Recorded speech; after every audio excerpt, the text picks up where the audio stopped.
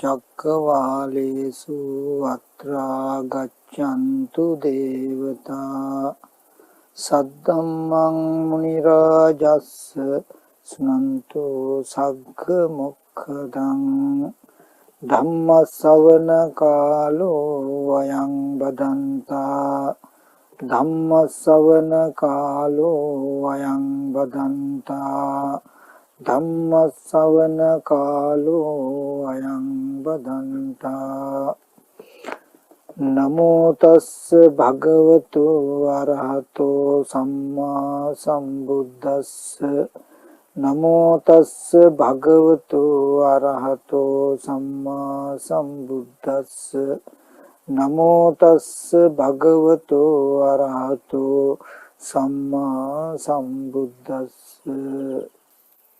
ගෞරවනීය මහා සංඝරත්නයන් අවසරයි ශ්‍රද්ධා බුද්ධ සම්පන්න කාරුණික පින්වත්නි මේ පින්වත් සියලු දෙනාම දැන් මේ සූදානම් වෙන්නේ ලෝතර මාමෑණි සම්මා සම්බුදුරජාණන් වහන්සේ අපි කෙරෙහි අනුකම්පාවෙන් දේශනා කළ සද්ධර්මයෙන් බිදක් ශ්‍රවණය කරන්ට. ඒ නිසා හැම දිනම නොයෙක් කර්මුණු වල තමන්ගේ සිත දුවන්නට නොදී ඊ타මත් වමනාවෙන් ඊ타මත් ඕනෑකමින් මේ දේශනාව ශ්‍රවණය කරන්ට කියලා මුලින්ම මතක් කරනවා. පින්වතුනි,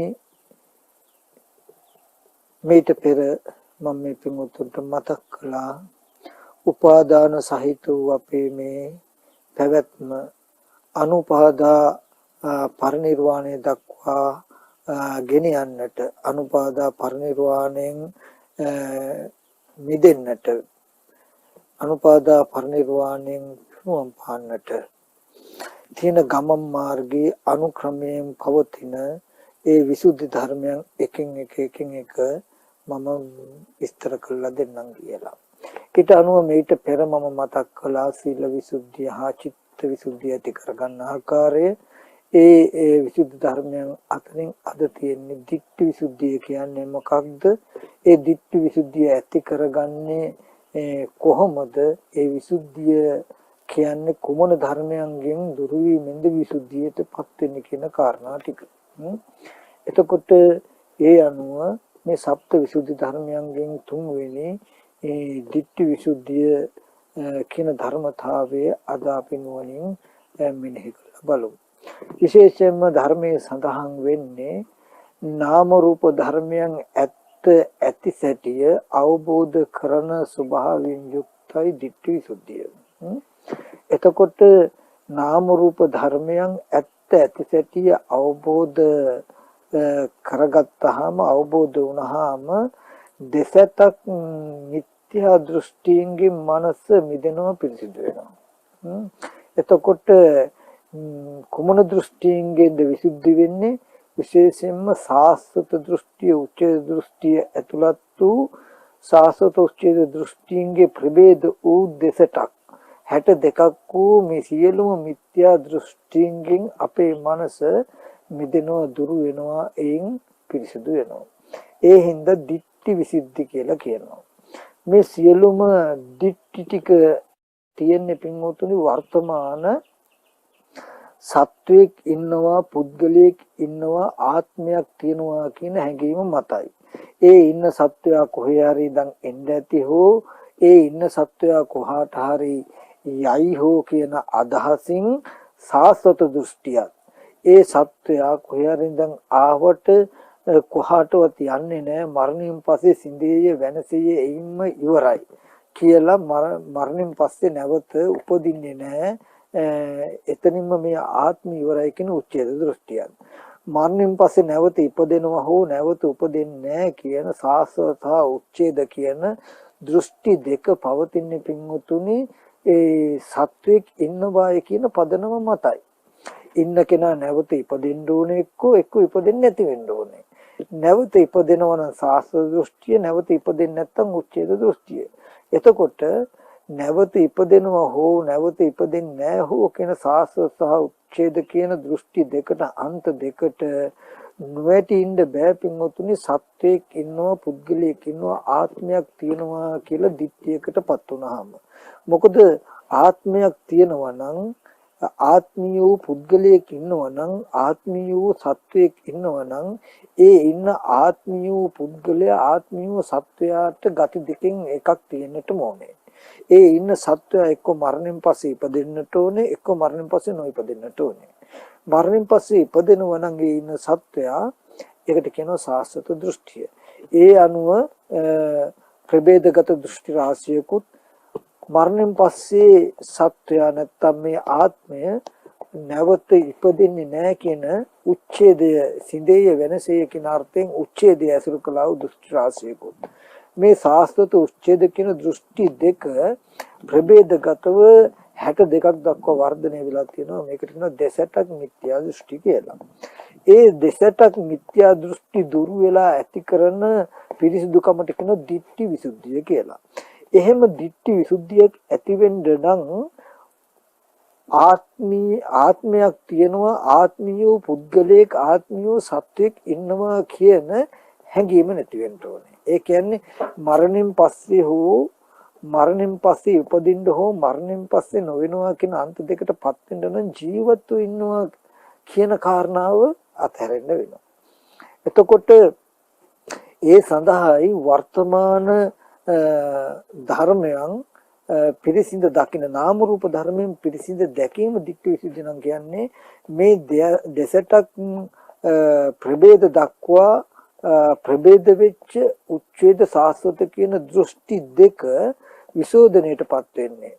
පිරිසිදු වෙන්නේ පින්වතුනි වර්තමාන සත්වයක් ඉන්නවා, පුද්ගලයෙක් ඉන්නවා, ආත්මීය සත්වයක් ඉන්නවා, ආත්මීය පුද්ගලයෙක් ඉන්නවා, ආත්මයක් තියෙනවා කියන හැඟීම නැති වුනහමයි. එහෙම හැඟීම නැති වෙන්න නම්, එහෙම හැඟීම ඇති වෙන්න තියෙන පසුබිම මොකද්ද කියන එක හොඳට පිරිසිදු දකින්න ඕනේ. එතකොට අපිට සත්වයක් ඉන්නවා, පුද්ගලයෙක් ඉන්නවා, සත්ව පුද්ගල ආත්ම භාවයක් තියෙනවා කියන මේ හැඟීම ලෝකයට ඇති වෙන්න හේතුව තමයි විශේෂයෙන්ම මේ සවිඥානික කය. මොකද අපි බොහෝ වෙලාවට මේ රූපය කුණු කොටස් ටිකක් සතර මහා ධාතුයි කියලා කිව්වත්, නමුත් අපිට එහෙම කිව්වත් පුද්ගල ආත්ම සංඥාව දුරු වෙන්නේ නැහැ ලේසියකට. කුමක් නිසාද?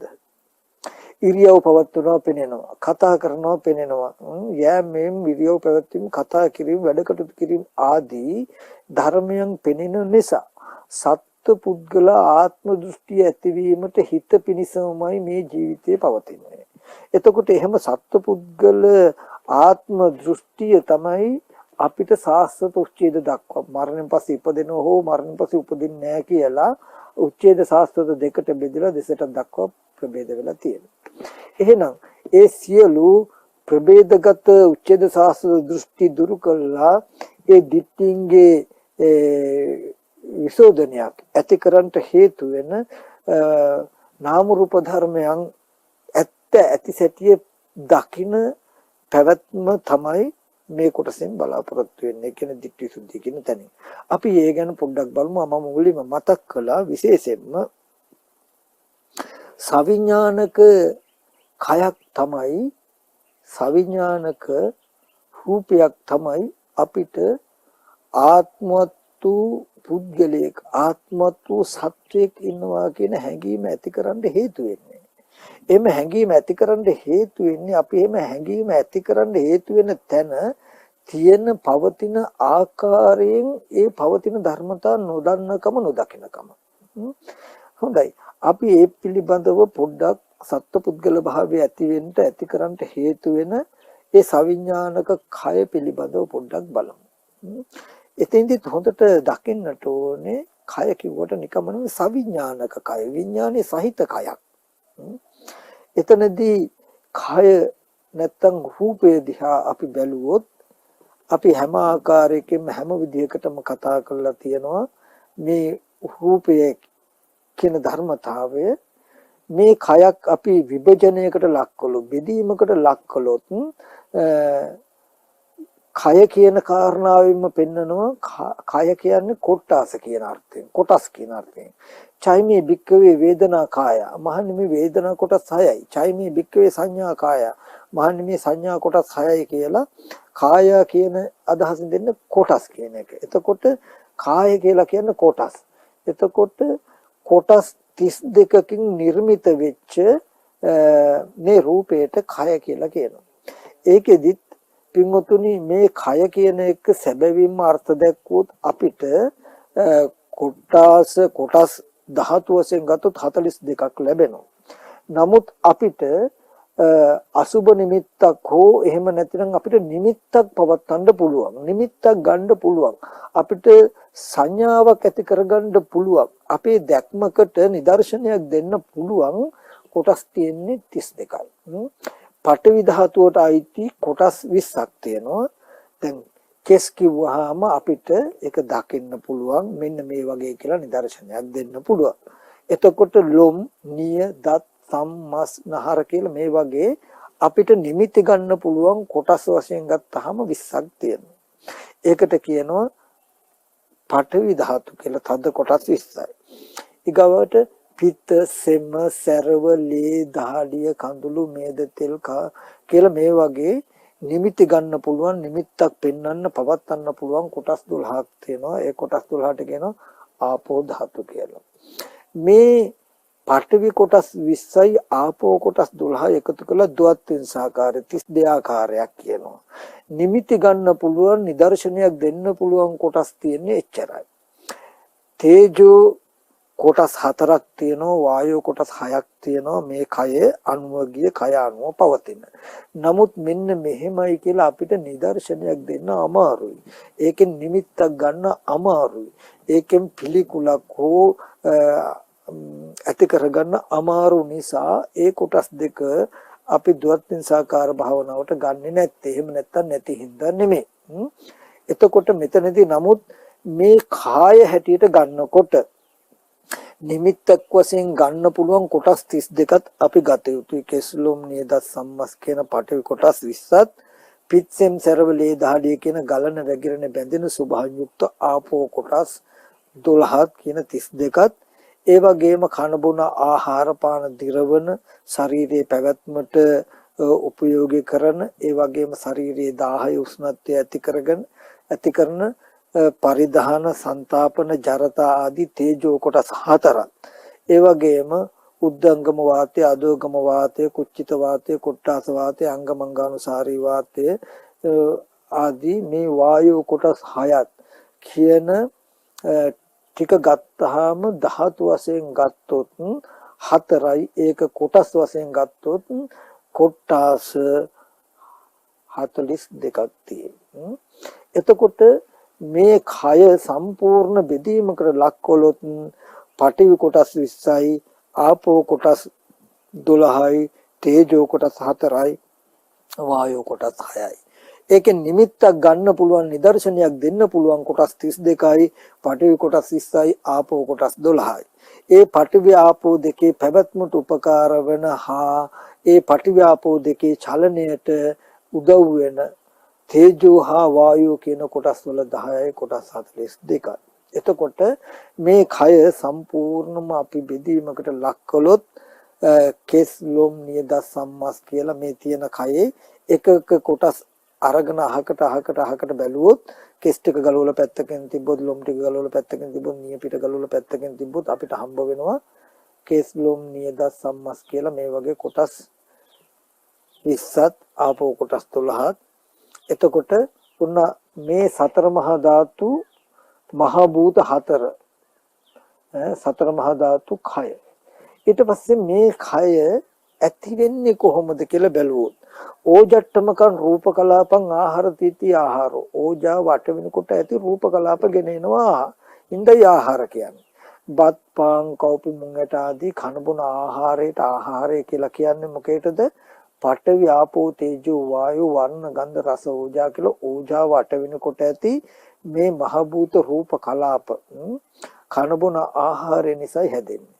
කන බොන ආහාර නිසා කේස් ලොම් නිය දත් සම්මස් නාරාදී මේ සියලුම කොටස් හැදෙන්නේ. එතකොට ඔන්න කය කිව්වහම කුණුප කොටස් 32ක් එහෙම නැතිනම් නිමිති ගන්න පුළුවන් හෝ බැරි වශයෙන් ගත්තාම කොටස් 42යි ධාතු වශයෙන් 4යි කන බොන ආහාරයෙන් තමයි හැදෙන්නේ. ඔන්න දැන් අපි හොඳට මේ කය ගැන බැලුවා. සතර මහා ධාතුයි ඒ වගේම ඒ සතර මහා ධාතු කය ඇසුරු කරගෙන පවතින ප්‍රසාද ටිකකුත් තියෙන්න. චක්කු ප්‍රසාද, සෝත ප්‍රසාද, ගාහන ප්‍රසාද, ජීව ප්‍රසාද, කාය ප්‍රසාද කියලා ඒ ටිකට කියනවා උපාදාය රූප. මහ භූතයන් නිසා පවත්නා රූප. බිත්තියක ඇඳපු චිත්‍රයක් වගේ. එතකොට චිත්‍රයට කියනවා බිත්තිය නිසා පවතින රූපයක් කියලා. ඒ වගේ මහ භූත නිසා පවතින උපවත්කම. ඒ වගේම තව තියෙනවා ධම්මායතන පරියාපන්න රූප කියලා ටිකක්. මෙන්න මේ පුද්ගල භාවය ඇති කරගන්න කය පුද්ගලයක් සත්වයක් කියලා රැවටෙන්න ඒකත් හේතු වෙනවා. මොකද්ද මේ හිත අනුව පවතින රූප ටිකක් තියෙනවා. අන්න ඒ රූප ටික නොදන්නා කම. ඔකට කියන ධම්මායතනීය පරියාපන්න රූප කියලා. ධම්මායතන පරියාපන්න රූප කියන්නේ හිතේ තියෙන ගතිය මහ භූතයන්ගෙන් ප්‍රකට වෙන රූපවලට. හිතේ තියෙන ගතිය නැත්තම් හිත නිසා මහ භූත පටිව්‍යාපෝ තේජෝ වායෝ කියන මහ භූතයන්ගෙන් විද්‍යමාන වෙන පැවැත්මට රූපවලට කියනවා ධම්මායතන පරියාපන්න රූප කියලා. ඒව සියුම් රූප හැබැයි මහ භූතය ඇසුරු කරගෙන තියෙන්නේ ඇසුරු කරගෙන හටගන්නේ හැබැයි ඒක සිත නිසායි හටගන්නේ. අපි ඒකට උදාහරණයක් වශයෙන් ගමු. ඉත්ත්‍ේන්ද්‍රිය කියන රූපය ගන්න. පුරුෂේන්ද්‍රිය කියන රූපය ගන්න. ඒක කර්මජ රූපයක් සිතේ සිතුවිලි වල ඇති ගතියක්. හැබැයි ඒක ප්‍රකට මහ භූත රූපයන්ගෙන්. ඔයගලන්ට ඒකත් නොතේරෙනවා නම් අපි මෙහෙම ගමු. කම්මඤ්ඤතා රූපය ගන්න. කම්මඤ්ඤතා කියලා කියන්නේ කර්මඤ්ඤ බව. දැන් මේ අත ඇඟිලි නවන්න පුළුවන්. අතපය හොල්ලන්න කරකවන්න පුළුවන් මේ කර්මඤ්ඤ බව ගන්න. මේක ධම්මායතනේ පරියාපන්න රූපයක්. හිත නිසා කයෙන් ප්‍රකට වෙන රූපයක්. ඒ කියන්නේ අපි යම් කිසි කෙනෙක් මරුණා කියලා කියන්නේ චිත්තය නැත්තම් මේ සිත නැත්තම් විඥානේ මේ කයෙන් නිරුද්ධ වෙන එක. ඒ සිත නිරුද්ධ වුණොත් මේ කයේ මේ ඇඟිලි නමනවා දිගාරිනවා නැත්තම් අතපය කරකවනවා කියලා මේ කම්මඤ්ඤතාවය නෑ. දර දඬුයි. හරියට කෝටු කැලි ටිකක් වගේ. එතකොට බලන්න සිත නිසා මේ කයෙන් ප්‍රකට වෙච්ච ගතිය තමයි කම්මඤ්ඤතා රූපය. එතකොට ඒකට කියන ධම්මායතන පරියාපන්න රූපය. දැන් අපි කෙනෙක් පුද්ගලෙක් හැටියට මේ රැවටෙන්නත් හේතුව සිත නිසා කයේ ප්‍රකට වෙන මේ රූප. මේක කය සිත නිසා කයේ ඇතිවෙච්ච ගතියක්. මේ ගතිය ඇතිවලා තියෙන සිත නිසායි කියලා අපි දන්නේ නැතුව අපි අත නමන්න පුළුවන් අත දිගරින්න පුළුවන් එහෙනම් කෙනෙක්මයි කියලායි අපි හිතන්නේ. නමුත් අපිට මේ රූපවල අවබෝධය හොඳට තිබුණා. මේකයි නාම රූප ධර්මෙන් පිරිසිදු දැකීමම ditthi visuddhiය කියන්නේ. පුද්ගලයක් සත්වයක් හැටියට ගන්න තියෙන ඇති කරගෙන ditthිය දුරු වෙනවා. දැන් අපි කෙනෙක් පුද්ගලයක් හැටියට කෙනෙක්ගේ පුද්ගලිකය අත නමන්න දිගරින්න පුළුවන් කියන කම තමයි අපි දැන් දැක්කා. හිත නැති වෙනකොට මේ කය නමන්න දිගරින්න බෑ.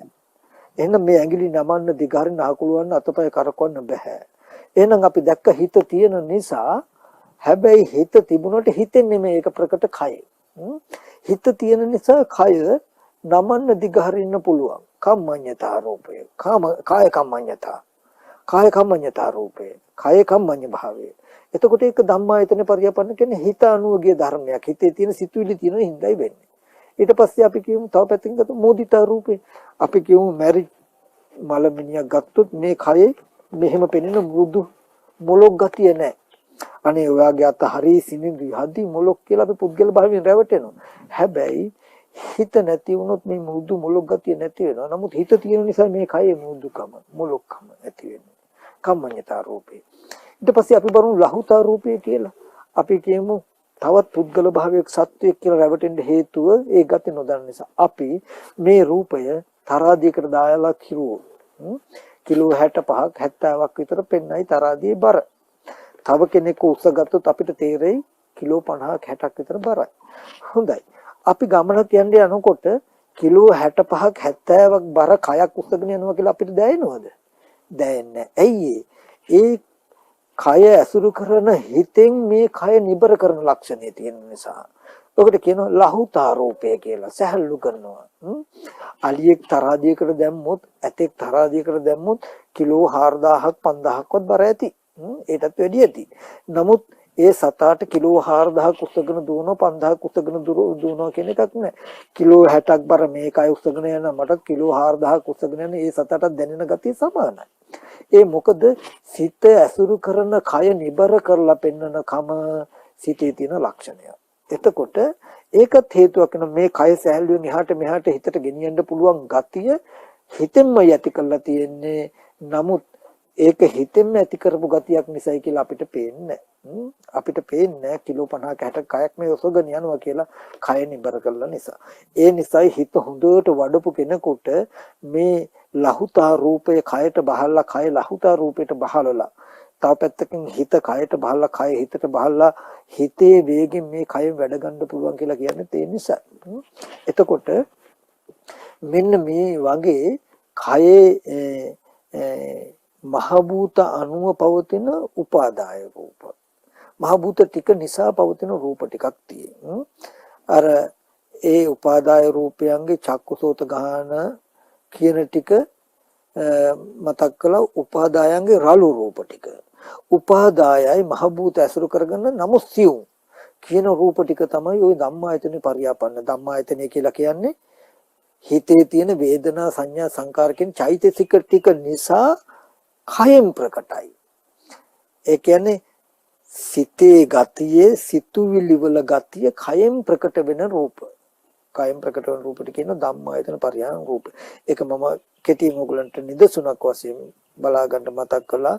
කම්මඤ්ඤතා රූපේ, ලහුතා රූපේ, මුදිතා රූප වගේ ඒ උපමා ගන්න පුළුවන් තැන් වලින් ඔයගොල්ලෝ තේරුම් ගන්න මම මතක් කළා. මෙන්න මේ විදිහට හොඳට රූපේ පිළිබඳව අපි තේරුම් ගන්න ඕනේ. මේ රූපය කියනක මහ භූත සහ උපාදාය රූපයි කියන එක නොදන්නාකම හේතු වෙන රූපේ පුද්ගලික හැටියට රැවටෙන්න. ඊට පස්සේ මේ මහ භූත සහ උපාදාය රූප ටික මොකේද තියෙන්නේ? මොකේද උපකාරම්? ඒ මහ භූත සහ උපාදාය රූප ටික පින්වතුනි උදව් වෙලා තියෙන්නේ පෙර අවිද්‍යා කර්මය නිසා හටගත් මේ කය ඇසුරු කරගෙන පවතින චිත්තචෛසික ධර්මයන්ට පවතින උපකාර කළා. මේ කය නිසා පවතින පෙර අවිද්‍යා කර්මයෙන් හටගත් චිත්තචෛසික ධර්මයන්ට පැවැත්මෙන් උපකාර කළ තිනවා මේ මහ භූත සහ උපාදාය රූප ටික. ඊට පස්සේ පෙර අවිද්‍යා කර්මයෙන් හටගත් මේ චිත්තචෛසික ටික කන බොන ආහාරයෙන් හැදුණු රූපය නැසෙන්නේ නැති වෙන්න රූපය පවතින උපකාර කළා. ඔන්න හොඳට බලන්න කන බොන ආහාරයෙන් හැදුණු රූපය චිත්තචෛසික ටිකේ පැවැත්මට උපකාර කළා. අවිද්‍යා කර්මයෙන් හටගත් චිත්තචෛසික ටික රූපයට උපකාර කළා. ආහාරයෙන් හැදුණු රූපයත් අවිද්‍යා කර්මයෙන් හටගත් අවිද්‍යා කර්ම තණ්හා කියන හේතුයෙන් හටගත් චිත්තචෛසික ටික. පෙර අවිද්‍යා කර්ම තණ්හා කියන හේතුයෙන් හටගත් චිත්තචෛසික ටික උපකාරයි රූපයට. ආහාර ප්‍රත්‍යයෙන් හටගත් රූපේ උපකාරයි චිත්තචෛසික ටිකට. හරි.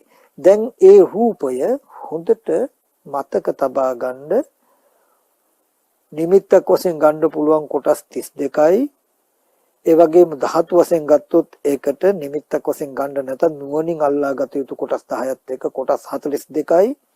පඨවි කොටස් 20යි, ආපෝ කොටස් 12යි, තේජෝ කොටස් 4යි, වායෝ කොටස් 6යි. සතර මහා ධාතුයි. ඒ වගේම කන බොන ආහාරයෙන් හැදලා තියෙන්නේ කුණුප වශයෙන් නිමිතිගත හැකි 32යි. මෙන්න මේ රූපය. ඒ මහ භූත රූපය ඇසුරු කරගෙන පවතින උපාදාය රූප ඇහැ කන දිව නාසය ශරීරය කියන්නේ උපාදාය රළු රූප. සිත නිසා සිතුවිලි නිසා කයෙන් ප්‍රකට වන ඉත්ත්‍ින්ද්‍රිය පුරුෂේන්ද්‍රිය ජීවිතේන්ද්‍රිය වගේම කම්මඤ්ඤතා රූපය ලහුතා සහැල්ලු බව ඇති කරන රූපය මෘදු බව ඇති කරන ගති කියලා සිත නිසා කයෙන් ප්‍රකට වන රූප උපාදාය සුකුම රූප. ඔන්න මේ රූප ටික උපමා තබා ගන්න මොකේටද? කුම්භෝපමං කායමෙමං විදිත්තා. බින්දෙන මැටි කාලයක් බඳුයි, මලමිනියක් බඳුයි. ඒකෙන් පෙන්වුවේ, ඒකෙන් කියන්නේ මොකක්ද? මේ කිසිම රූපයකට යෑමෙන් කරන්න පුළුවන් කමක් හෝ ඉරියව් දක්වන්න පුළුවන් කමක් හෝ කතා කරන්න ක්‍රියා කරන්න පුළුවන් කමක් හෝ නැහැ. ඒ වගේම රූප දකින්න සද්ධාහන්න ගඳ සුවඳ ලබන්න පුළුවන් කමක් නැහැ. කන බොන ආහාරයෙන් හැදුණු රූපයක් හරියට බිඳිලා යන මැටි කලයක් බඳුයි. අචේතනික වස්තුවක් කියලා ඔන්න හොඳට කය දන්නවා. කය කියන්නේ කොට්ටාස 42ක් කොට්ටාස 32ක් ධාතු මාත්‍රයක් ආහාරයෙන් හැදලා තියෙන්නේ. ඒක හරියට මල මිනියක් බඳුයි. ඉරියව් පවත්තන්න කතා කරන්න ඉරියව් පවත්තන්න පුළුවන් කමක් නැහැ.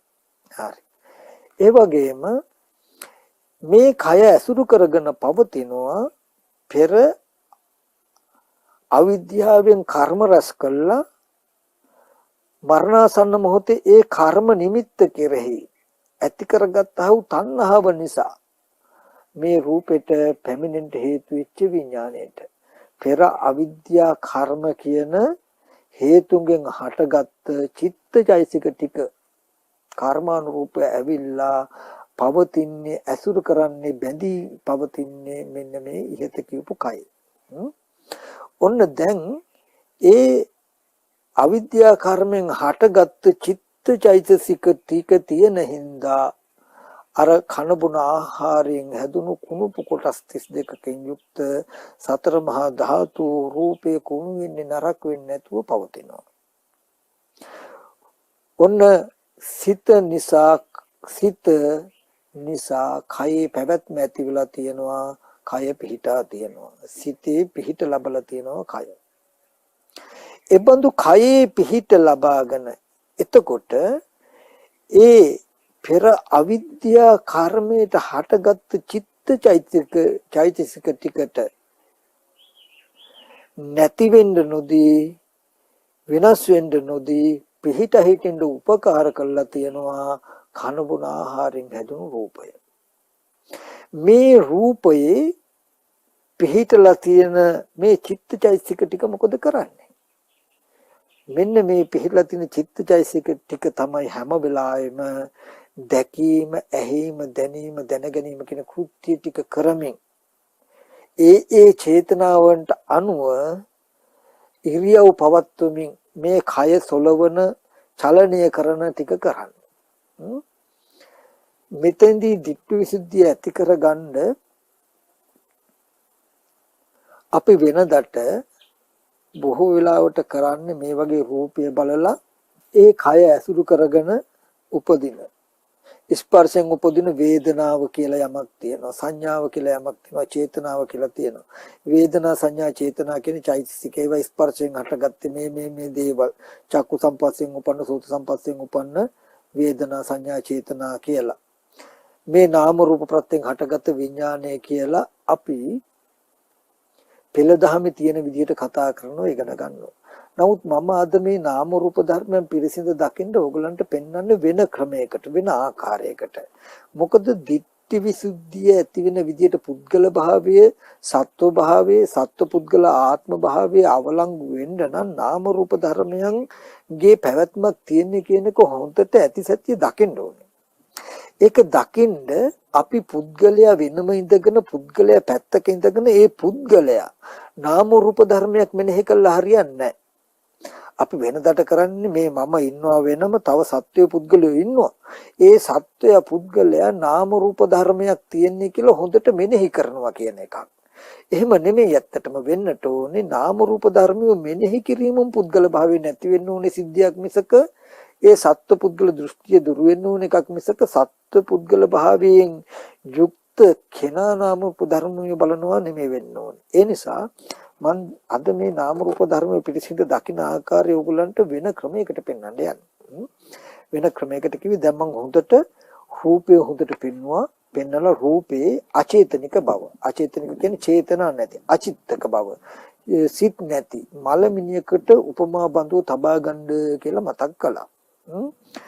එබඳු අචේතනික කනබුන ආහාරයෙන් හැදුණු කුණුප කොටස් ටිකකින් යුත් මේ කය චිත්තචෛසික ටිකේ පැවැත්මට උපකාරයි කියලා මම මතක් කළා. හරි. දැන් පෙර අවිද්‍යා කර්මෙන් හටගත්ත චිත්තචෛතසික ටික ආහාරයෙන් හැදුණු මේ කයේ පිහිට ලබාගෙන මොකද කරන්නේ කියලා බලමු දැන් අපි. දැන් කයේ හැටි නොදන්නා කමත් පුද්ගල භාවය ඇති වෙන්න උපකාරයි. පුද්ගල දෘෂ්ටිය ඇති වෙන්න උපකාරයි. ආත්ම දෘෂ්ටිය ඇති වෙන්න උපකාරයි. ඒ හින්දා පුද්ගල භාවයේ ආත්ම දෘෂ්ටිය දුරු කරගන්න උපකාර වෙන විදිහට අපි කය ගැන බැලුවා. ඔය විදිහට හැබැයි අපි ඔයිට කලිනුත් බලලා තියෙනවනේ.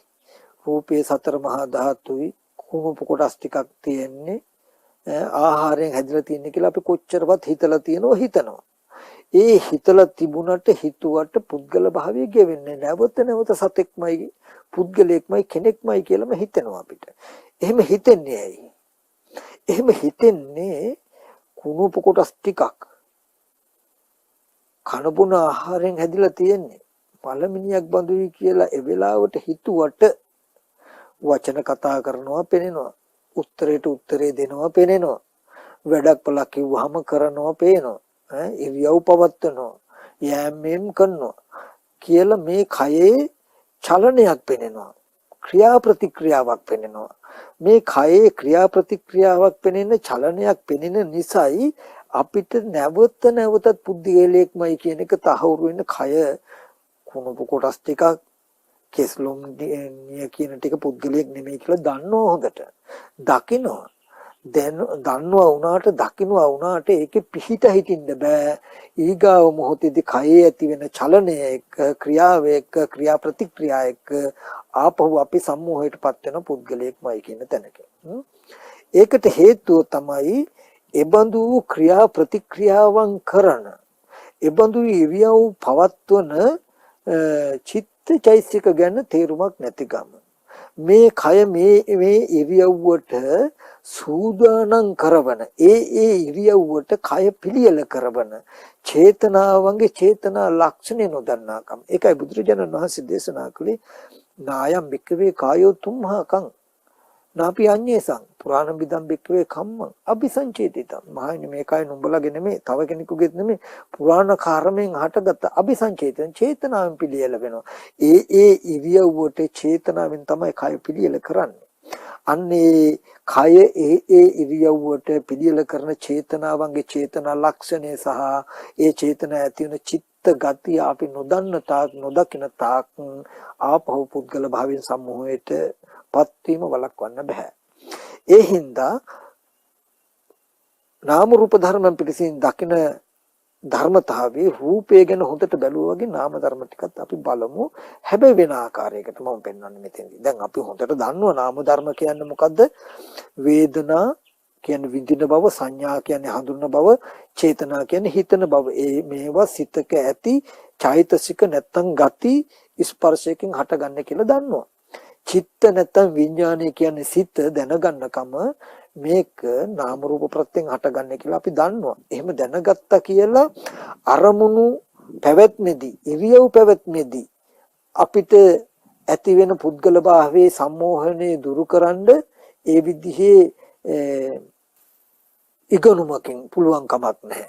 එහෙමනම් ඒ ඉරියව්ව පිළිබඳව ඒ ක්‍රියා ප්‍රතික්‍රියාව පිළිබඳව පවතින වෙලාවෙදී නාම රූප ධර්මයන්ගේ හැසිරීම ගැන අපි බලන්න ඕනේ.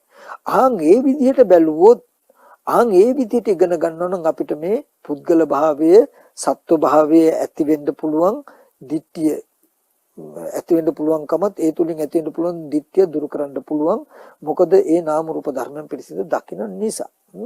හරි. අපි එතකොට පොඩ්ඩක් බලමු දැන් මෙතනදී රූපය ගැන අනාත්මයට බැලුවා අපි මලමිණියකට උපමා වශයෙන් තබාගත කුම්භූපමං කායමෙ මම විදිත්වා. මේ කය බින්දෙන මැටි කලයකට උපමා තබා ගන්න. කුම්භූපමං කායමෙ මම විදිත්වා. මේ කය කලයකට උපමා තබා ගන්න කියන්නේ මේ කුඹලන් විසින් හදන මැටි කලයක් නිතරම බිඳීම කෙලවර කොට පවතිනවා වගේ මේ කය බිඳිලා යන ස්වභාවයෙන් යුක්තයි කියන එකෙන් කියනවා මලමිනියකට උපමා තබා ගන්න. කය බින්දෙන මැටි කලයකට උපමා තබා ගන්න කියන වචනෙන් කියනවා හිතන්න කියන්න කරන්න බැරි අචේතනික වස්තුවක් වූ මලමිනියකට බඳු උපමා තබා ගන්න කියන tikai තථාගතයන් වහන්සේගෙන් පෙන්වන්නේ. ඔන්න කය බින්දෙන මැටි කලයකට බඳු උපමා තබා ගත්තා කියන අචේතනික වස්තුවකට මලමිනියකට බඳු උපමා තබා ගත්තා. ඊට පස්සේ මේ කය ඇසුරු කරගෙන පෙර අවිද්‍යා කර්මයට හටගත්ත චිත්තචෛසික ටික මොකද කරන්නේ කියලා බලමු අපි දැන්. අපි දන්නවා මැරිච්ච මිනිහකට රූප පේන්නේ, සද්ද ඇහෙන්නේ, ගඳ සුවඳ ලැබෙන්නේ, රස විඳින්න ස්පර්ශයෙන් බෑ. හිතන්න බෑ, කියන්න බෑ, කරන්න බෑ. හරි. එහෙනම් දැන් අපිට යමක් පෙනෙනවා කියනකොට අරමුණක් පෙනෙන කම හෝ අරමුණක් බලන කම කයට ආදේශ කරන එකයි පුද්ගල භාවය තියෙන හේතුව. අරක බලන් අර රූපේ පේන්නේ මට, අර රූපේ පේන්නේ අර කෙනාට, අර රූපේ බලන්නේ අර කෙනා කියලා අපි බලන සිද්ධිය රූපෙට ගැට ගහලායි කෙනෙක්ව නිර්මාණය කරගන්නේ. දැන් අපි දැක්කා කය බින්දෙන මැටි කලයක් බඳුයි, රූපය මලමිනියක් බඳුයි, රූප පේන්නේ. හරි. දැන් අපි දැක්කා එබඳු කය ඇසුරු කරගෙන පවතින හිතට නේද රූප පේන්නේ. ඔන්න දැන් පෙනෙනවා කියන දර්ශනය කයට තබන්න නැතුව කය කන බොන ආහාරයෙන් හඳුන සතර මහා ධාතුයි කුණුප කොටස් ටිකක් බින්දෙන මැටි කලයක් බඳුයි එබඳු කය ඇසුරු කරගෙන පෙර අවිද්‍යා කර්මයට පැමිණි චිත්තචෛසික ටික පවතිනවා. හරි. ඒ චක්කු ප්‍රසාදයට ඉදිරියෙන් තියෙන රූප ටික ගැටුනහම ඇහැ උදව්වෙන් ඉදිරියෙන් තියෙන රූපය දැනගන්න කම තියෙන්නේ චක්කු විඥාන සිතෙන් නේද කියලා. රූප දැනගන්න කෘත්‍ය අපි ව්‍යවහාර කරනවා දකින්නවා කියලා. රූපයක් දකින්න කම වෙන්නේ චක්කු විඥාන හිතට නේද? සද්දයක් ඇහෙනවා කියන එක කන ඇසුරු කරගෙන පවතින සිතට නේද දැනෙන්නේ? සිතින් නේද වෙන්නේ? ගඳ සුවඳ දැනෙනවා කියන එක නහසේ මල මිනියක් බඳු නාසයට තේරෙන්නේ නාසයේ උදව්වෙන් සිතින් නේද ගඳ සුවඳ දැනගන්නේ? දිව උදව්වෙන් සිතින් නේද රසයක් දැනගන්නේ කියලා. රූප බලන ගඳ සද්ධාහන ගඳ සුවඳ රස විඳින මේ දේවල් කාය විඥාන සෝත විඥාන ගහන විඥාන ජීව විඥාන කාය විඥාන කියලා ඒ අරමුණ දැනගන්න ඒ සිතෙන් පස්සේ නිරුද්ධ වෙන සිද්ධියක්. මේවා ඒ සිතෙන් දැනගන්නවා කියලා රූප දැනගන්නකම රූප දකින්නකම සිතෙන් සද්ධාහනකම සිතෙන් වෙන්නේ කියලා හොඳට පෙන්වන්න. රූපේ දකින්නේ කය සහිත කෙනයි, රූපය අහන්නේ මේ කන සහිත කෙනයි, ගඳ සුවඳ බලන්නේ ගන්ධ සුවඳ ආග්‍රහණය කරන නාසය සහිත කෙනයි කියලා ඒකට දැනුම ඇති කරගන්නේ ඇහැ කන දිව නාසය ශරීරය කියන කයට බාර නොදී ඒ උදව්වෙන් හිතට බව පෙන්වන්න. ඊට පස්සේ හොඳට දන්නවා කය මලමිනියක් බඳුයි. එයා දන්නවා කුසල සහගත සිතක් යම් වෙලාවක ඇති වුනහම කුසල සහගත සිත නිසා කුසල සහගත සිතේ ඇති වෙන චේතනාව නිසා යහපත් දේ කියවනවා, යහපත් දේ කරනවා. එතකොට අපි දන්නවා කෙනෙක් මයික් එකක් අරගෙන කතා කරනවා. මයික් එකක් අරගෙන කතා කරනකොට ඒ හඬ වයර් එකක් දිගේ ගිහිල්ලා ස්පීකර් එකකින් පිට වෙනවා. අපි අහවල් කෙනා කතා කරන කෙනා කියලා ස්පීකර් එකට ගැහුවොත් හරියනවද? නෑ. ඒ ස්පීකර් එක කියන්නේ වෙන තැනක කෙනෙක් කරන කතාව පිට කරන තැන. නමුත් එහෙම කතාවක් කරපු කෙනා කියලා දඬුවම් කරනවා නම් අර මයික් එකෙන් ඒ කතාව කරන කෙනාට කියන්න ඕනේ. ඒ වගේ සිත නිසා කුසල සහගත සිතේ චේතනාව නිසා යහපත් වචනයක් පිට වුණොත් ඒ වචනේ පිට කරන කට කියන්නේ ස්පීකරයක් වගේ. හැබැයි එහෙමනම් කට සහිත ස්පීකර් එකට කියපු කෙනා කියලා බැනලා හෝ ගහලා හරියන්නේ. එහෙමනම් ඒ වචනයක් කියන්නේ උදව් වෙච්ච උපකාර වෙච්ච ඒ සිත සහිත චේතනාවටයි එහෙමනම් ගහන්න ඕනේ. නමුත් ඊගාව සිතක් උපදිනකොට ඒ කුසල සහගත සිතත් ඒ සිතේ පවතින චේතනාවක් නැති වෙනවා. එතකොට හොඳට දන්නවා හිතින් කින් කිරින් කරන්නේ කොහොමද කියලා. කුසල සහගත සිතක් ඇති වුනහම ඒ සිතේ ඇති චේතනාව නිසා නැවත නැවත කුසල සහගත බවක් සිතනවා. ඒ සිතෙන් ඔසවන ලද සිතෙන් මෙහෙවන ආකාරයට වචනය පිට වෙනවා. ඒ සිත නිසා කයේ යහපත් දේ කිරීමට කයේ සෙලවීමට යනවා. එතකොට කයේ මලමිනියක් බඳු කය සෙලවෙන්නේ හෝ ස්පීකරයක් බඳු කට කියවන්නේ හෝ වචන පිට වෙන්නේ හෝ කුසල සහගත චේතනාවෙන්. අකුසල සහගත සිතක් ඇති වුනහම අකුසල සහගත සිතේ ඇති චේතනාව මත නරක යමක් කියවෙනවා, නරක දෙයක් කෙරවෙනවා. බලන්න එකම ස්පීකරෙන් හොඳ වචනත් කියනවා, නරක වචනත් කියනවා. එකම කයින් හොඳ දේත් කරනවා, නරක දේත් කරනවා. ඒ හොඳ දේ කරන්නේ හොඳ සහගත කුසල සිතක් ඇති වෙලා ඒ චේතනාවෙන්, නරක දේ කරන්නේ අකුසල සිතක් ඇති වෙලා ඒ චේතනාවෙන්. කුසල සිතත් කුසල චේතනාවක් නැහැ. අකුසල සිතත් අකුසල චේතනාවක් ඇති වෙනකොට අකුසල සිතත් අකුසල චේතනාවක් නැහැ. කුසල සිතත් කුසල චේතනාවක් ඇති වෙනවා. එහෙනම් හොඳ නරක දෙක කයෙන් වචනයෙන් කියන දෙකෙන් වචන කතා කරන හොඳ නරක හෝ කය ක්‍රියා කරන හොඳ නරක දෙක තීරණය වුණේ සිත මතයි. එතකොට එයා දන්නවා මේ පුද්ගල භාවයේ දුරු වෙන්න ඉබේම කරන්න පුළුවන් එකම දෙයයි තියෙන්නේ කෙලින්ම. කය බින්දෙන මැටි කලයකට බඳ උපමා තබා ගත්තා. කයට යන්න එන්න බෑ, සිතින් කියින් කිරින් කරන්න බෑ, ඉරියව් පවත්වන්න බෑ. ඒ කය කුණුප කොටස් 32ක් සතර මහා ධාතුයි කනබුන ආහාරයෙන් හැදිලා තියෙන්නේ අචේතනික වස්තුවක් මලමිනියක් බඳුයි. කය හොඳට බැලුවා, රූපය හොඳට දැක්කා. ඒ හින්දා තුන සත්වයේ පුද්ගලයෙක් මැරිලා උපදින්න පුළුවන් සත්වයෙක් හෝ උපදින්නේ නැතින සත්වයෙක් කයෙන් දකින්නේ නැහැ. ඊට පස්සේ කය ඇසුරු කරගෙන පවතින චිත්තචෛසික ටිකක් දන්නවා. අරමුණු හිතන්න අරමුණු දැනගන්න පුළුවන් හැකියාවක් තියෙනවා කය ඇසුරු කරගෙන. හැබැයි පෙර අවිද්‍යා කර්ම නැමැති හේතුවෙන් හටගෙන තියෙන්නේ. පෙර අවිද්‍යා කර්ම නැමැති හේතුවෙන් හටගත්ත අරමුණු හිතන්න අරමුණු දැනගන්න පුළුවන් කම තියෙන නිසා මේ කයේ ඇහැ කන දිවනාසය ශරීරය කියන ආයතන ටික හරහා රූප ශබ්ද ගන්ධ රස පොට්ටබ්බ කියන දැන ගැනීම ටික වෙනවා. එතකොට ඒ දැනගන්න එකට කය මිම්මකට තියන්නේ රූප පෙනෙන කෙනා ශබ්ද අහන කෙනා කියලා කයේ මිම්මකට තියන්නේ නැතුව රූප දැනගන්නේ චක්කු විඥාන සිතෙන්, ශබ්ද දැනගන්නේ සෝත විඥාන සිතෙන්. උපකාරක ධර්මයක් ඇහැ කන කියන තැනකින් හොඳට එයා දන්නවා. ඒ වගේම කුසල සහගත සිතක් හෝ අකුසල සහගත සිතක් ඉපදුනහම හොඳ දෙයක් හිතින් හිතනවා. කුසල සහගත දෙයක් උපන්නාම හොඳ දෙයක් හිතින් හිතනවා. හොඳ දෙයක්ම කියවෙනවා. ස්පීකර් එකකින් පිට වෙනවා වගේ හොඳ දෙයක්ම කරනවා. හරියට බැකෝ යන්ත්‍රයකින් යමක් කරනවා වගේ. බැකෝ යන්ත්‍රයකින් මොන හරි වලක් කපන්න හෝ මොන හරි දෙයක් කරන්න ගිය යන්ත්‍රයට ගහලා හරියන්නේ නැහැනේ. යන්ත්‍රේ ක්‍රියා කරන කෙනාට උන ගහන්න වෙන්නේ. යන්ත්‍රේ ක්‍රියා කරනවා වගේ අතපය හකුලෝන දිගරන ක්‍රියා කරන චේතනාව තමයි එහෙනම් පුද්ගලයා. ඒ චේතනාවට හේතු ඒ කුසල හෝ අකුසල සිත. එතකොට එයා හොඳට දන්නවා අවස්ථාවට උපන්න කුසල සිත හෝ අකුසල සිත නිසා කුසල සහගතව හෝ අකුසල සහගත වචන කතා කිරීම වෙනවා. ස්පීකරයක් බඳුයි කායිකව ක්‍රියා කිරීමක්, අතපය සෙලවීමක්, ඉදිරියට යෑමට ආපසු එහෙමට කටයුත්තක් කරන හරියට බැකෝ යන්ත්‍රයක් බඳුයි. එතකොට එහෙනම් මේ කුසල සිතෙන් පස්සේ නිරුද්ධ වෙනකොට ඒ කියපු දේත් නිරුද්ධයි, කරපු දේත් නිරුද්ධයි. අකුසල සිත අකුසල චේතනාවක් ඇති වෙලා ඒ චේතනාව නිසා හිතුවොත් කිව්වොත් කළොත් ඒ සිත නිරුද්ධ වෙනවා.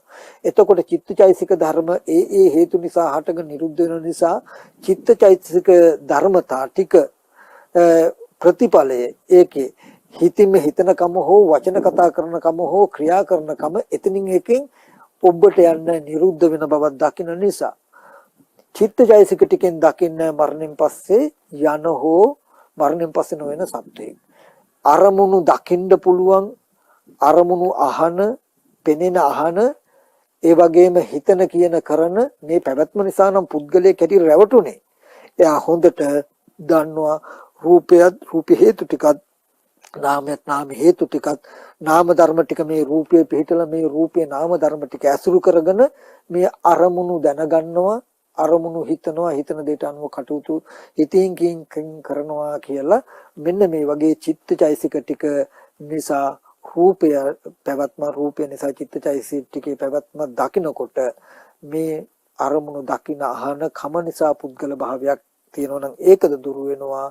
ඒ වගේම සිතින් කින් කිරීම ඉරියව් පැවැත්ම දකින්න නිසා පුද්ගල භාවයක් වෙනවා නම් ඒකද දුරු වෙලා නාම ධර්ම ටිකක් රූපයට උපකාරව රූප ධර්මතා ටික නාම ධායට උපකාරව ඔවුනොවුන්ට පවතින ධර්මතාවයක් තියෙන හේද හේතු ප්‍රත්‍යය රූපේ ආහාර ප්‍රත්‍යයෙන් හටගත් එකක් නාම ධර්ම පෙර අවිද්‍යා කර්ම තණ්හා කියන හේතු ප්‍රත්‍යයෙන් හටගත් එකක් අවිද්‍යා කර්ම තණ්හා ආහාර කියන හේතු ප්‍රත්‍යයෙන් හටගත් පැවැත්මක් මේ නාම රූප ධර්මය කියන්නේ කියලා දෙපැත්තකින් ආපු හේතු ටික ඔවුනොවුන්ට ප්‍රත්‍ය වෙලා අරමුණු දැනගන්න අරමුණු සිහි කරන සහ රූපයාගේ චලනීය පැවැත්ම ඇති කරන ආකාරය පිළිබඳ දකිනකොට නාමයේ පැත්තේවත් රූපයේ පැත්තේවත් නාම රූප දෙක පැත්තේවත් පුද්ගලයෙකු සත්වයෙකු ආත්මයක් තියෙනවා කියන දැක්ම යට අතහැරෙනවා. හොඳට රූපයේ පිරිසිඳ දකින්නවා ඇති සැටිය නාමයේ පිරිසිඳ දකින්නවා ඇති සැටිය නාම රූප දෙකේ පැවැත්ම දකිනකොට මරණින් පස්සේ යන ඉපදෙන සත්වයා කියලා ඇඟිල්ල දික් කරන්න රූපෙටත් බෑ චිත්තචෛසික ටිකටත් බෑ මරණයෙන් පස්සේ සත්වයා උපදින්නේ නැහැ කියලා ඇඟිල්ල දික් කරන්නේ සත්වයා කුමන මරණයෙන් පස්සේ උපදින්නේ නැහැ කියලා උපදින්නේ නැහැ සත්වයා කියලා ඇඟිල්ල දික් කරන්නේ නැත්තම් පෙන්වන්නේ මේ නාම ධර්ම ටිකද දැනීම දැන ගැනීම කරන නාම ධර්ම ටිකද නැත්තම් ඒකට උපකාර කරලා තියෙන රූප ධර්ම ටිකද කියලා දන්න නිසා මේ දෙකෙන් එකක්ව පනවන්න බෑ කියලා දකින නිසා එයාට සත්වයා මරණයෙන් පස්සේ උපදිනව හෝ නැහැ හෝ උපදින්න පුළුවන් නැති වෙන්න පුළුවන් උපදින්නේ නැති වෙන්නේ නැහැ කියන ප්‍රභේදගතව උපදින සියලුම දෘෂ්ටි දුර වෙලා යනවා සියලුම දෘෂ්ටි නැති වෙලා දිට්ඨි විසුද්ධියක් ඇති වෙනවා දෙසටක් මිත්‍යා දෘෂ්ටි මුදුර වෙලා යනවා මෙන්න මේ විදිහට නාම රූප ධර්මයන් පිරිසිඳ දැකීමෙන් දිට්ඨි විසුද්ධිය ඇති වෙනවා එතකොට මේ නාම රූප ධර්මයන් පිරිසිඳ දැක්ක යුත්තේ දිට්ඨිය ඇති වෙන්න පුළුවන් ඒ ඉරියව් පැවැත්ම තුලම ඉරියව් පැවැත්වෙන ආකාරයට නාම රූප ධර්මයන් තියෙන ආකාරය දැකීමෙන් කියන කාරණාවත් මතක් කරනවා මේ විදිහට හොඳට නුවණින් ඔබ මෙනෙහි කළොත් ඔබට මේක තව එක්තරා ක්‍රමයක් නෙමෙයි ඔබට ජීවිතේ හම්බ වෙන පුද්ගල භාවයේ සත්ව භාවයේ හම්බ වෙන්න හේතු වෙන ඇත්තම තැන්වල ඔබ රූපේ අනාත්ම ස්වභාවයටත් නාම ධර්ම මේ විදිහට හොඳට බලන්න ඔබට මේ ස්වභාවය හොඳට තේරුම් ගන්න පුළුවන් මේ දුක්ඛිය දුරු කළා ඔබට දිට්ඨි විසුද්ධිය සම්පාදනය කරගන්න පුළුවන් ඒ සඳහා මේ දේශනාව හේතුපනිශ්‍රිය වේවා කියලා තාසින්චනය කරනවා හොඳයි එහෙනම් අපි මේ දේශනාව තුලින් ජනිත වෙච්ච කුසලයන් අනුමෝදන් කටයුතු තැන් වලට අනුමෝදන් කරමු විශේෂයෙන්ම ලෝකයේ සම්බුද්ධ ශාසනයත් මේ පින්වතුන්වත් ආරක්ෂා කරන්නව ශාසනවම කිෂ්ඨකාරක සිළු දෙවියෝ මේ පින් අනුමෝදන් වෙත්වා දිව්‍යංග දිවේසිර වඩා වර්ධනය කරගන්න දිව්‍යත් පතන බෝධියෙන් උතුම් නිවන සැනසෙත්වා කියන අදහසින් අපි දිව්‍යන්ට පින් අනුමෝදන් කරමු ආකාසට්ඨා ච බුම්මට්ඨා දේවානාගා මහිත්‍තිකා පුඤ්ඤන්තං අනුමෝදිත्वा චිරන් රක්ඛන්තු බුද්ධ ශාසනං ආකාසට්ඨා ච බුම්මට්ඨා දේවානාගා මහිත්‍තිකා පුඤ්ඤන්තං අනුමෝදිත्वा චිරන් රක්ඛන්තු බුද්ධ ශාවකං ආකාසට්ඨා ච බුම්මට්ඨා දේවානාගා මහිත්‍තිකා පුඤ්ඤන්තං ත්වා භූදයන්තු සිවම් පදං ඒ වගේම උපාදාන සහිත අපේ මේ ජීවිතය අනුපාදා පරිනිර්වාණය දක්වා රැගෙන යන ගම මාර්ගයේ අනුපූර්ව සාක්ෂාත් කටයුතු වේ විසුද්ධි ධර්මයන් අතර නාම රූප ධර්මයන් පිළිසිඳ දක්ලා දිට්ඨි විසුද්ධිය ඇති කරගෙන මේ ප්‍රතිපදාව පූර්ණය කරන්න කොහොමද කියන මේ ධම් පරයය දේශනා කිරීමේ ලහ සදැහැති දායකත්වයේ දරුණු ලබන්නේ ඒ මැද මහා නුවර මොරගහ මුල අංක 131කින් එක ලිපිනේ පදිංචි සීලා ඒකනායක මැතිණිය සමග දූදරු ඥාති පිරිස විසින් ඒ පින්වතුන්ගේ සත් අදහසකුත් තියෙනවා ඒ තමයි මීට වසර 3කට පෙර මිය පරලොව ගිය WWS රත්නායක මහතාට පින් අනුමෝදන් කිරීමත් ඒ වගේම ඒ ඒකනායක මහත්මියගේ සහායම ඒ සීලා ඒකනායක මැතිණියගේ සහ එම මහත්මාගේ ඇතුළු ඒ පවුලේ වර්ග પરම්පරාගත මිය පරලෝකයේ ඥාතින්ට පින් අනුමෝදන් කිරීම දෙපාර්ශ්වයේ මිය පරලෝකයේ දෙමාපියන් ඇතුළු පවුලේ සියලු ඥාතින්ට පින් අනුමෝදන් කිරීමත් ඒ වගේම අපේ බෞද්ධ මාධ්‍ය ජාලයේ නිර්මාතෘ දරණාගම කුසල ධම්ම නාහිමිපාණන් වහන්සේට පින් අනුමෝදනා කිරීමත් කියන මෙන්න මේ කලන සිත් ඇතුවයි මේ ධර්ම දේශනාව සඳහා අනුග්‍රහය දක්වන්නේ. අපි ප්‍රාර්ථනා කරමු මේ දේශනාව තුළින් ජනිත වෙච්ච සියලුම කුසල ධර්මයන් ඒ සීලායක නායක මෙතිනියගේ නමින්නසේ කාල යාත්‍රා කළ ඒ වර්ග પરම්පරාගත සියලු ඥාතීන්ට ඒ දරණාගම කුසලම ස්වාමීන් වහන්සේ ඇතුළු මේ සමස්ත මේ දේශනාව ශ්‍රවණය කළ සියලු දෙනාගේ මියගේ ඥාතීන්ට මේ පින් අනුමෝදන් වෙත්වා. ඒ අය දුකක සිටින දුකින් අත මිදී සපත් භාවයට පත් වුණු උතුම් නිවන සැනසෙත්වා කියන අදහසින් සාදු කියලා ඥාතීන්ට පින් අනුමෝදන් කරමු. ඒ වගේම සිත්පතීම සුජීවත්ව වාසය කරන සීලා ඒකනායක මෙතිනියගේ සුජීවත්ව වාසය කරන සියලුම ඥාතීන්ටත් ඒ වගේම දේශකයන් වහන්සේටත් ඒ වගේම වර්තමාන බෞද්ධ මාධ්‍ය ජාලයේ අධ්‍යක්ෂකව කටයුතු කරන අපගේ පූජ්‍ය බොරලන්දේ වජිරඥාන ස්වාමීන් වහන්සේ ඇතුළු බෞද්ධ නාලිකාවේ සියලුම කාර්ය මණ්ඩලයටත් නිදුක් නිරෝගී සුවපත් භාවයේ චිරජීවනයේ වෙත්වායි කියලා මේ මෑණියෝ සිත ප්‍රාර්ථනා කරනවා. ඒ සෙම් වේවා කියලා අපි ආශිර්වාද කරන ගමන් මේ දේශනාව තුළින් ජනිත වෙච්ච සියලුම කුසල ධර්මයන් ඒ සීලායක නායක මහත්මිය ඇතුළු පවුලේ සියලු දෙනාට සමස්ත ලෝකවාසී බෞද්ධ ජනතාවටත් මේ සියලු කුසල් එකසේ පිහිටීමෙන් හැම දිනාටම නිදුක් නිරෝගී සුවපත් භාවයේ චිරජීවනයේ වෙත්වා. හැම දිනම ප්‍රාර්ථනීය බෝධිකින් උතුම් නිවනින් සැනසෙත්වා කියලා සාදු කියලා පින් අනුමෝදන් කරනවා. හැම දිනාටම සම්මා සම්බුදු සරණයි.